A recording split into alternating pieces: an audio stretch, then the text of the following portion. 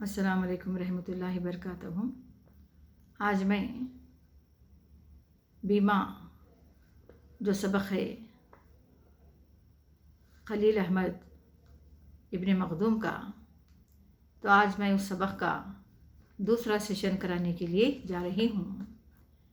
تو اس سے پہلے کے سیشن میں بیمہ کے بارے میں ساری تفصیلات میں نے بتائی ہی، اور اس میں جو ایک حصہ ہے بیمہ حیات، یعنی کہ اس بیمہ حیات میں اگر کسی شخص کی اچانک کوئی حادثے سے موت واقع ہو گئی، یا اگر کوئی کسی کا دکان جل گیا، کسی کے گھر کو آگ لگ گئی، تو ایسے وقت میں جو ہم پریمیم جو باندھتے ہیں، جو انشورنس ہم نے بیمہ جو کرایا ہے، تو اس وقت کیا کہتے ہیں، حادثے میں جو شخص چلا جاتا ہے، تو اس بیمہ کا پیسہ کیا ہے، اس کے اپنے گھر والوں کو جس کے نام اس نے نامینی کیا تھا، نامینی کا نام کیا ہے، جب بھی بیمہ کراتے ہیں تو اس وقت نامینی کا نام لکھانا ضروری ہو جاتا ہے۔ اگر کوئی شخص کہتا ہے تو کبھی اپنی بیوی کا نام لکھاتا ہے، تو کبھی اپنے بچوں کا، جو میجارٹی کو جو بچے آئے ہیں، اگر کم عمر کے بچوں کو اگر نامینی بنا دیا تو ان لوگوں کے لیے 18 سال تک کو انتظار کرنا پڑتا ہے۔ تو اس طرح سے کیا ہے، بہت سارے قاعدے اور قانون بھی ہیں اس میں بیمہ میں۔ تو ایسے وقت اگر کوئی شخص اگر چلا گیا تو اس وقت کیا کرتی ہے کمپنی، اس کے حقدار جو ہوتے ہیں اور اس کے جو حصے دار جو ہوتے ہیں، یعنی کہ جو بھی متعلقہ جو فریق جو ہوتے ہیں، ان کو کیا ہے، اس بیمہ کا پیسہ دیا جاتا ہے جس کی جان یا مال اور جائیداد کا نقصان ہو گیا ہے۔ اسی طرح بحری جہاز پر لدے ہوئے مال کا بیمہ وہی شخص کر سکتا ہے جو اس کے نفع نقصان اور رکاوٹ کا ذمہ دار ہے۔ اگر کوئی بحری جہاز، یعنی کہ جو پانی کی جہاز جو ہوتی ہے، اس پر لدے ہوئے مال کا بیمہ کرایا جاتا ہے، اگر کہیں حادثے میں اس کا مال ڈوب گیا یا غرق ہو گیا، تو اس وقت کس کی ذمہ داری ہوتی ہے، اس سے بحری جہاز کے جو اس کے کانٹریکٹ جو ہوتے ہیں، جو اس کا ذمہ دار جو ہوتا ہے، وہ شخص کیا کرتا ہے، اس نفع و نقصان کا اور رکاوٹوں کا ذمہ دار کیا ہوتا ہے، وہ شخص ہوتا ہے جو بحری جہاز کا ذمہ دار ہے۔ اس صورت میں اتفاقی ضرر کا احتمال ہو تو بیمہ تجارت کی بحالی اور انسانی موت کا معاوضہ بن جاتا ہے۔ اگر دوسرے اسباب سے اگر کوئی حادثہ ہو جائے تو اس وقت کیا ہے، بیمہ اپنا معاوضہ دینے کے لیے تیار رہتا ہے۔ تو یہاں پر دوسرا جو ہے، بحری بیمہ کسے کہتے ہیں، یعنی کہ بحری بیمہ کسے کہتے ہیں۔ تو برآمد و درآمدی تجارت میں بحری بیمہ کا رول کیا ہے، بہت اہم ہے۔ درآمد یعنی یہ ایکسپورٹ اور امپورٹ جو ہوتا ہے تجارت میں، وہ جو بھی کیا ہے، ایکسپورٹ امپورٹ کسے کہتے ہیں، ہمیں بحری بیمہ یعنی کہ جو جہازوں کے ذریعے سے جو سامان جو پہنچاتے ہیں، یعنی تو کوئی دوسرے جو گاڑیاں جو ٹرین وغیرہ سے جو سامان جو پہنچاتے ہیں، اسے کیا کہتے ہیں، ہم بیمہ یعنی کہ درآمدی اور برآمدی بیمہ کہتے ہیں۔ تو یہاں پر تجارت میں کیا ہے، اس کا رول کیا ہے، بہت ہی زیادہ ہے، اس کا بحری بیمہ کا۔ لہٰذا یہ عالمی تجارت کا ناگزیر جزو بن گئی ہے۔ تو یہ عالمی ساری دنیا کا یہ رول بن گیا ہے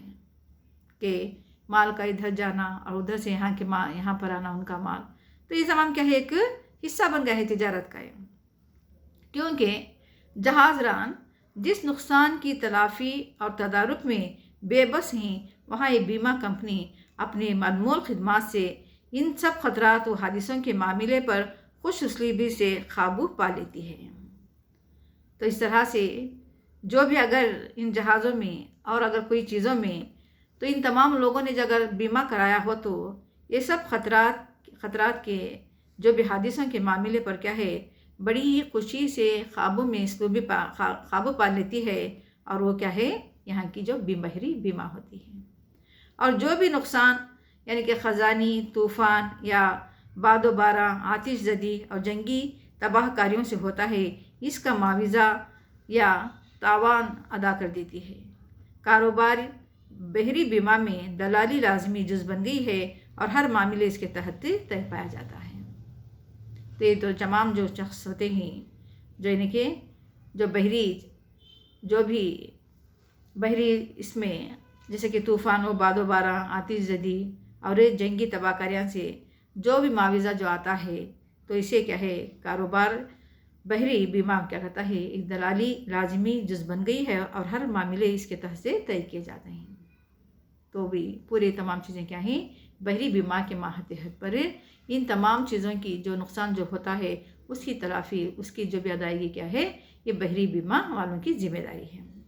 درآمد و برآمد کی تجارت میں بحری بیمہ کی اتنی اہمیت و ضرورت ہے کہ اس کے بغیر بینکار لین دین پر آمادہ ہی نہیں ہوتے اور جس سودے کا بیمہ نہ کیا گیا ہو اسے مسترد کر دیتے ہیں کون ہے بینک والے۔ اگر جہاز کا کچھ نقصان پہنچا ہے یا غرقاب ہو گیا ہے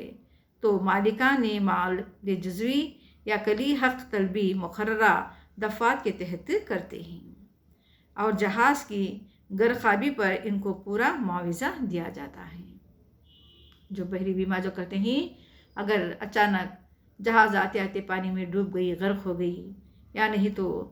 کچھ اور حادثات میں وہاں پر جو ان کا نقصان ہو گیا تو ایسے وقت میں کیا کرتی ہے جو بھی بوجھ کی جو کمی ہے یعنی کہ غرق کرنے یا کسی اور سبب سے نقصان ہوا ہو تو یہ جزوی معاوضہ کیا کرتا ہے جو بھی بحری بیمہ سے ادا کر دیتا ہے۔ یہ بات یاد رہے کہ بیمہ کاروبار کا انتظام ہندوستان اور مختلف ترقی پذیر ملکوں میں حکومت کے زیر نگرانی ہے۔ البتہ بیمہ حیات کا کاروبار ترقی کی طرف بڑھ رہا ہے لیکن تجارتی بیمہ بھارت میں بہت ہی پسماندہ سطح پر موجود ہے اور کاروبار بحری بیمہ پر عموماً ولایتی فرم حاوی ہے۔ لہٰذا یہ موضوع کافی اہمیت کے باوجود ناگفتہ حالات سے دوچار ہونے کے سبب تفصیلی بحث سے خارج ہے۔ تو کس طرح سے حیاتی بیمہ سے جو فائدہ ہے بنکار والے اس کی ذمہ داری اٹھاتے ہیں لیکن یہ تمام جو بھی تجارتی جو لین دین درآمد اور برآمد کا ہے اس کی ساری ذمہ داری کیا ہے بحری بیمہ والوں کی ہے۔